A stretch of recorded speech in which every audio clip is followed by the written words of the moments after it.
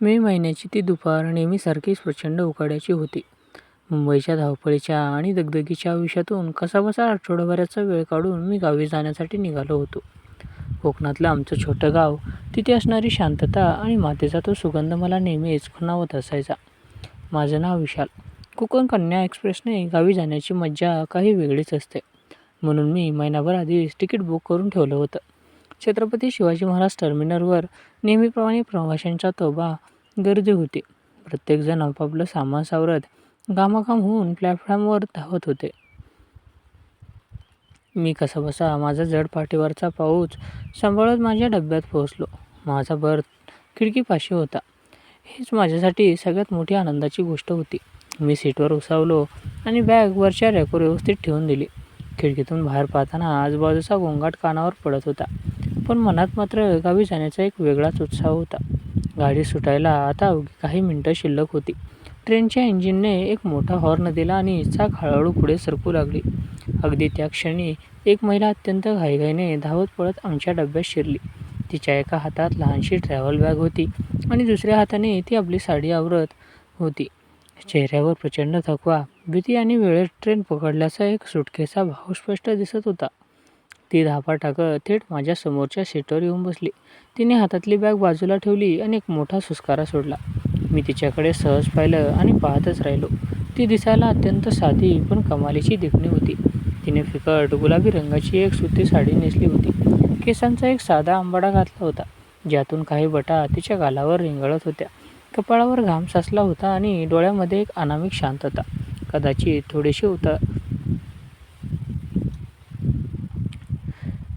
थोडीशी उदासी लपलेली होती.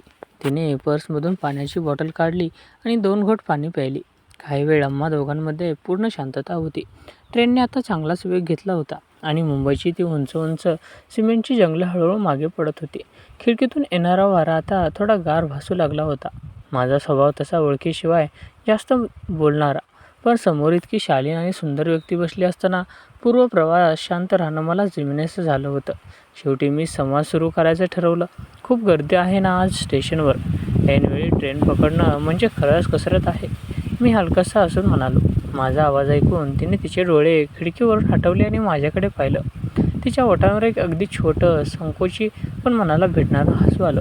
हो ना, लोकल उशिरा होती. मला तर वाटलं माझी ट्रेन चुकणारच आज. सुटली असती तर काय करायचं सुचलं नसतं. मी अत्यंत मऊ आणि गोड आवाजात म्हणाली.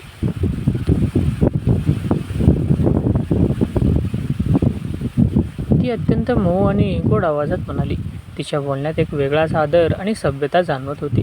मी विशाल.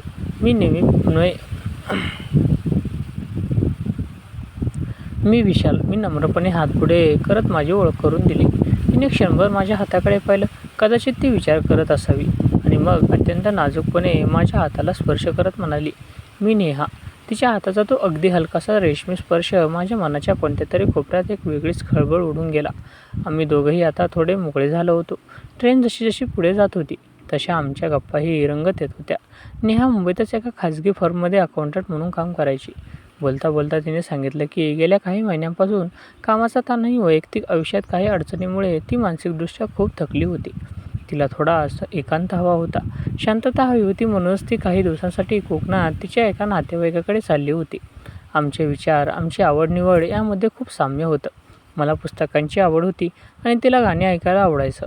जुन्या मराठी आणि हिंदी गाण्यांबद्दल बोलताना आमचा वेळ कसा गेला समजलंच नाही. गाडी आता पनवेल ओलांडून पुढे निघाली होती आणि बाहेर अंधार दाटू लागला होता. ट्रेनच्या खिडकीतून येणारी हवा आता अधिकच आल्हाददायक वाटत होती. तिच्याशी बोलताना मला असं अजिबात जाणवत नव्हतं की मी एखाद्या अनोळखी व्यक्तीशी बोलतोय. तिच्या स्वभावातला साधेपणा आणि प्रामाणिकपणा मला तिच्याकडे आकर्षित करत होता. मनात विचार आला, प्रवासात भेटणारी माणसं कधी कधी खूप जवळची वाटू लागतात. नेहा कदाचित तशीच होती. रात्रीचे 9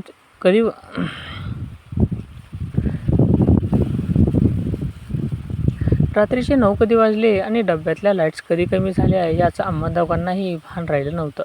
प्रवासाची ही सुरुवात एका सुंदर अनुभवाची नांदी ठरणार होती याची मला तेव्हा अजिबात कल्पना नव्हती. रात्रीच्या 9:30-10 होत आले असावेत. कोकण अन्य एक्सप्रेस आता मुंबईच्या सीमा ओलांडून कोकणातल्या डोंगरात आणि घाटांच्या परिसरातून पुढे सरकत होती. बाहेर घनदाट अंधार पसरला होता. खिडकीतून येणारी हवा आता दुपारसारखी उकाड्याची राहिली नव्हती, तर तिला एक छान मातीचा गारवा आला होता.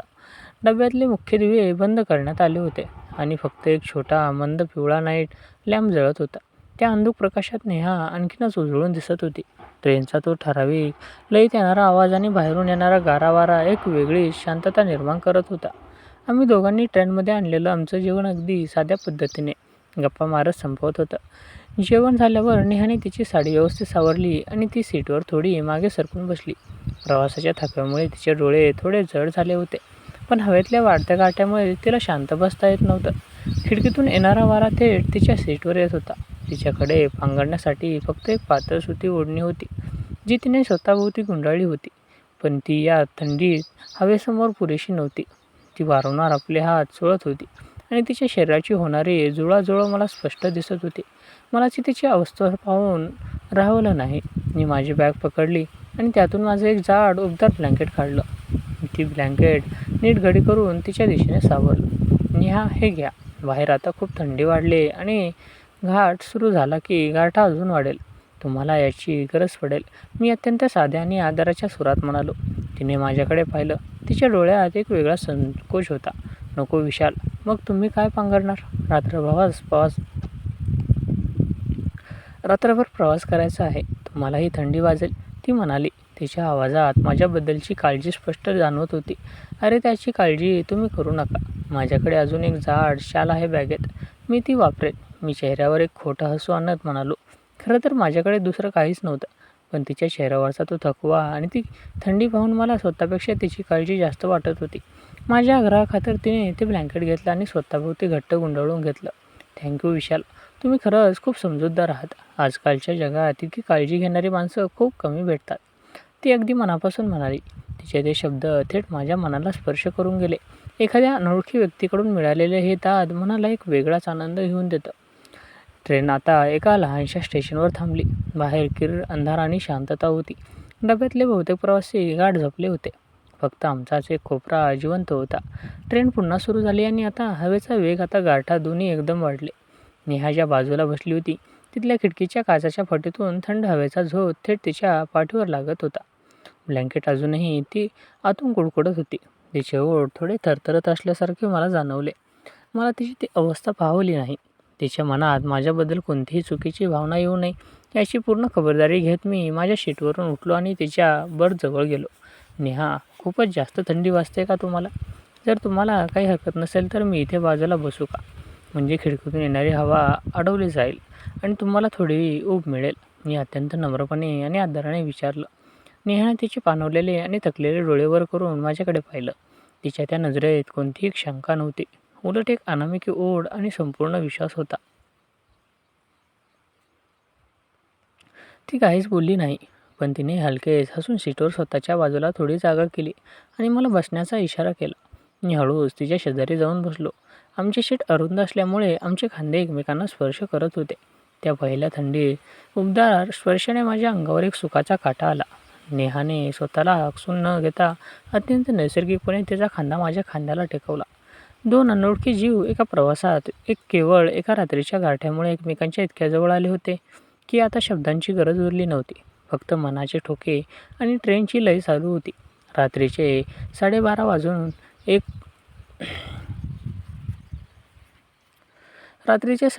वाजून गेले असावेत. ट्रेन आता कोकणातल्या दुर्गम घाटांमधून आणि बोगद्यांमधून मार्ग काढत वेगाने पुढे धावत होती. खिडकीबाहेरचा अंधार इतका गडद होता की काहीच दिसत नव्हतं. फक्त इंजिनाचा दूरवर येणारा हॉर्न आणि रुळांवर धावणाऱ्या चाकांचा लयीत येणारा आवाज अख्ख्या डब्यांमध्ये घुसत होता. हवेतला गारठा आता असह्य झाला होता. डोंगर दऱ्यांमधून येणारा तो थंडगार वारा अंगाला झोंबत होता. नेहा माझ्या शेजारी बसून सतत स्वतःला सावरण्याचा प्रयत्न करत होती, पण थंडीमुळे तिचे शरीर थरथरत होतं. तिचे हातपाय पूर्णपणे गार पडले होते. तिची ही अवस्था पाहून मी कसलाही विचार न करता माझ्या अंगावर असलेलं ब्लँकेट आणखी वर केलं आणि आम्ही दोघांनी येईल असं पसरवलं. आम्ही दोघं आता एकाच ब्लँकेटच्या आत अगदी एकमेकांच्या जवळ होतो. सीट अरुंद असल्यामुळे आमचे शरीर एकमेकांना पूर्णपणे टेकली होती. नेहाने थंडीपासून वाचवण्यासाठी अत्यंत नैसर्गिकपणे तिचे दोन्ही हात स्वतःच्या छातीशी घट्ट धरले होते. त्या मंद पिवळ्या नाईट लॅम्पच्या प्रकाशात तिचे विखुरलेले केस आणि तिचा थकलेला पण निष्पाप चेहरा मला खूप जवळून दिसत होता. थंडीचा एक मोठा झोत खिडकीच्या फटीतून आत आला आणि नेहा नकळतपणे माझ्या आणखी जवळ सरकली. तिने तिचे डोके हळूच माझ्या खांद्यावर टेकवले. त्या क्षणी माझ्या हृदयाचा ठोका चुकला. माझ्या अंगावर सरसरून काटा आला. पण लगेचच मला जाणीव झाली की या स्पर्शात कोणतीही वासना नव्हती. नेहाच्या त्या स्पर्शात फक्त आणि फक्त एका सुरक्षितेची आणि मायेची ऊब आर्तक हाक होती. ती आयुष्यातल्या कोणत्या तरी मोठ्या मानसिक त्रासातून जात होती आणि या प्रवासात तिला एका अशा आधाराची गरज होती जो तिला न विचारता न पारखता फक्त समजून घेईन. मी अत्यंत हळूवारपणे माझा हात तिच्या पाठीवर ठेवला आणि तिला माझ्या शरीराची आणखी जवळ ओढलं. तिनेही कोणताही संकोच न बाळगता स्वतःला माझ्या स्वाधीन केलं. ती माझ्या छातीशी अगदी बिलगून बसली. माझ्या शरीराची नैसर्गिक ऊब आता तिच्या शरीरात प्रवाहित होऊ लागली होती. तिचा उबदार श्वास माझ्या गळ्याला आणि छातीला जाणवत होता. यामुळे या थंड रात्रीतही मनात एक वेगळीच प्रेमाची ऊब तयार झाली होती. मी माझं ब्लँकेट तिच्या पाठीवर व्यवस्थित ओढून घेतलं, जेणेकरून तिला कुठूनही गार वारा लागणार नाही. विशाल, नेहा अत्यंत बारीक थरथरत्या आवाजात म्हणाली. तिचा आवाज इतका हळू होता की तो फक्त मलाच ऐकू जाऊ शकत होता. हो नेहा, बोल ना. खूप थंडी वाजते का अजूनही? मी तिच्या केसांवरून अत्यंत मायेने हात फिरवला आणि विचारलं. नाही, आता खूप छान वाटतंय. तिने तिचे डोळे मिटून माझ्या छातीवर हात ठेवत म्हटलं. माझ्या आयुष्यात गेल्या काही काळापासून इतकी उलथापालथ सुरू झाली की मला स्वतःचाही कंटाळा आला होता. असं वाटत होतं की माझं ऐकणारं, मला समजून घेणारं या जगात कोणीच नाही आहे. पण आज या ट्रेनमध्ये तुझ्या शेजारी बसल्यावर मला वर्षानुवर्षाच्या पहिल्यांदा मनातून खूप शांत आणि सुरक्षित वाटतंय. असं वाटतंय की माझ्या पाठीवर कोणीतरी हक्काचा माणूस आहे. तिचे ते शब्द ऐकून माझं मन भरून आलं. एखादी अनोळखी व्यक्ती आपल्यावर इतका विश्वास टाकू शकते या विचारानेच माझ्या मनात तिच्याबद्दलचा आदर हजारपटीने वाढला. यूट्यूब चॅनलवर ऐकणाऱ्या प्रेक्षकांनाही या नात्यातील पवित्रता जाणवावी, असाच तो क्षण होता. दोन अनोळखी मनाचं हे असं भावनिक मिलन होतं जिथे शरीरापेक्षा भावना जास्त तीव्र होत्या. नेहा, आयुष्य कधीकधी आपल्याला खूप थकवतं, पण याचा अर्थ असा नाही की सगळं संपलं. कधीकधी शांत होण्यासाठी अशा प्रवासाची गरज असते. तू अजिबात काळजी करू नकोस. आजच्या रात्री मी तुझ्यासोबत आहे. मी तिच्या कपाळावर अत्यंत हलका, आदरयुक्त आणि प्रेमळ ओठ टेकवला. तो एक असा मुका संवाद होता ज्याने तिला शब्दांपेक्षाही मोठा दिलासा होता. माझ्या त्या स्पर्शाने नेहाच्या मनातील सगळी भीती आणि दडपण जणू विदळून गेलं. तिने एक सुटकेचा दीर्घ श्वास घेतला. तिचा थरथराट आणि पूर्णपणे थांबला होता. माझ्या छातीवर डोकं ठेवून माझ्या हृदयाचे नियमित पडणारे ठोके ऐकत ती शांत झाली. प्रवासाचा थकवा आणि मनातला मिळालेली ती मायेची ऊब यामुळे काही वेळातच तिचे डोळे जड झाले आणि ती गाढ झोपी गेली. मी रात्रभर तसा जागा राहिलो. एका हाताने तिला घट्ट कवेत धरून ठेवलं होतं. ती शांतपणे झोपली ना, तिला थंडी तर वाजत नाही ना, याची मी सतत काळजी घेत होतो. घाटांमधून जाणारी ती ट्रेन आणि त्या रात्रीची ती मायाची ऊब आमच्या दोघांच्याही आयुष्यात एक अविस्मरणीय ठेवा बनत चालली होती. पहाटेचे 5:30-6 वाजत आले होते. खिडकीच्या बाहेरचा तो गडद काळा अंधार आता हळूहळू विरळ होत चालला होता. कोकणातल्या नयनरम्य डोंगरांमधून सूर्यदेवाची कोवळी सोनेरी किरणं डोकावू लागली होती. घाटांमधून येणारा तो थंडगार वारा आता संपला होता आणि त्याची जागा एका सुखद आल्हाददायक सकाळच्या हवेने घेतली होती. झाडांवरून पक्ष्यांचा किलबिलाट सुरू झाला होता आणि ट्रेनचा वेगही आता थोडा मंदावला होता, कारण आमचं अंतिम स्टेशन आता फार दूर नव्हतं. डब्यातले काही प्रवासी हळूहळू जागे होऊन आपापलं सामान नीट करत होते. माझं पहिलं लक्ष माझ्या छातीवर डोके ठेवून शांतपणे निजलेल्या नेहाकडे गेलं. सकाळच्या त्या कोवळ्या प्रकाशात ती कमालीची शांत आणि सात्विक दिसत होती. तिच्या चेहऱ्यावरचा कालचा तो थकवा आणि मानसिक ताण आता कुठेतरी नाहीसा झाला होता. तिच्या चेहऱ्यावर एक वेगळंच तेज आणि मनाला मिळणाऱ्या समाधानाचा भाव स्पष्ट दिसत होता. ती अजूनही माझ्या कवेत अगदी सुरक्षितपणे झोपलेली होती. रात्रभर एका स्थितीत बसल्यामुळे माझे पाय आणि पाठ थोडे जड झाले होते, पण नेहाची ती शांत झोप मोडू नये म्हणून मी अजिबात हालचाल केली नव्हती. मला त्या त्रासापेक्षा तिच्या मनाला मिळालेली ती विश्रांती जास्त मोलाची वाटत होती. ट्रेनने अचानक एक मोठा झटका दिला आणि नेहाचे डोळे हळूच उघडले. समोर खिडकीतून येणारा प्रकाश आणि स्वतःला अजूनही माझ्या मिठीमध्ये पाहून ती क्षणभर दचकली. पण दुसऱ्या क्षणी तिच्या चेहऱ्यावर एक अत्यंत लाजरा आणि गोड हसू उमललं. ती पटकन सरळ होऊन बसली आणि तिने तिच्या हाताने विखुरलेले केस सावरले. रात्रीच्या त्या जवळकीमुळे तिच्या गालावर एक छान गुलाबी छटा आली होती. गुड मॉर्निंग विशाल, ती अत्यंत आवाजात थोडे लाजत म्हणाली. गुड मॉर्निंग नेहा, कशी झाली झोप? आता कसं वाटतंय? मी हसून विचारलं. तिने खिडकी बाहेर पाहिलं आणि मग माझ्याकडे बघत म्हणाली. खूप वर्षांनी मी इतकी निर्धास्त आणि शांत झोपले विशाल. खरं सांगू तर मला आठवतंय नाही की मी शेवटची अशी शांतता कधी अनुभवली होती. Thank so much. काल रात्री तुम्हाला जी ओघ आणि सुरक्षितता दिली त्यास माझ्यासाठी खूप मोठी गोष्ट होती. तिच्या डोळ्यातून तिच्या भावना आणि कृतज्ञता स्पष्ट वाहत होती. अरे त्यात काय थँक म्हणायचं. प्रवासात एकमेकांना मदत करणं हे तर माणसाचं कर्तव्यच आहे आणि मला आनंद आहे की तुम्हाला बरं वाटलं, मी म्हणालो. आता ट्रेन हळूहळू प्लॅटफॉर्मवर सरकत होती.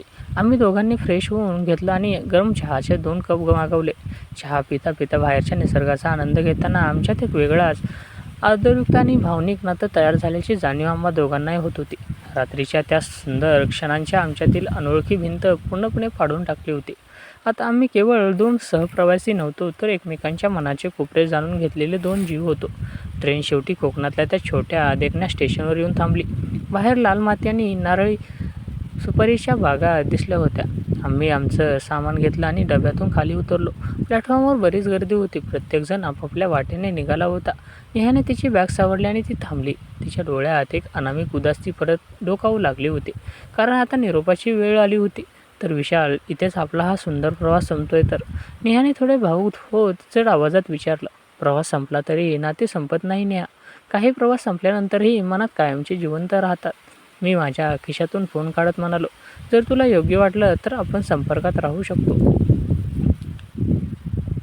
मी माझा फोन नंबर तिच्या फोनमध्ये सेव्ह केला.